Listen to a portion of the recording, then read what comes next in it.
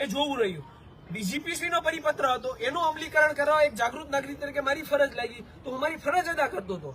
તો હોમ મિનિસ્ટ્રીને પણ આ જોવું પડે કે હું મારી વાણી અભિવ્યક્તિની આઝાદી ઉપયોગ કરું છું 19 મુજબ. સાચું હોય અને સાચું, ખોટું હોય અને ખોટું કહું છું. તો એ આઝાદીને તરફ મારવા વાળા આ લોકો કોણ? બની બેસેલા સેવક. આ બની બેસેલા સેવકો છે. આ કોઈ સેવા કરવાનો ધંધો નથી કરતા.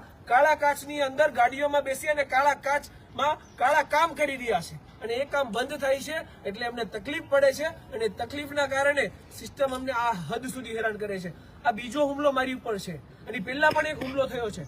પોલીસ કમિશનરશ્રીને આપણે મારી જાનને જોખમ છે, હથિયારના પરવાના માટે આ પહેલા અરજી કરેલી છે, એમ છતાં પણ આજ દિન સુધી મને હથિયારનો પરવાનો નથી આપવામાં આવ્યો. ટૂંકમાં મનસા એવી લાગે છે કે જાહેર જનતાના કામ કરવા વાળા લોકો, સમાજ સેવકો ભલે ખપી જાય, કુરબાન છે, પણ એમને ના તો કોઈ સલામતી આપવી છે, અને ભલે અવારનવાર હુમલા થતા રહે. હોમ મિનિસ્ટ્રીને આપણા મીડિયા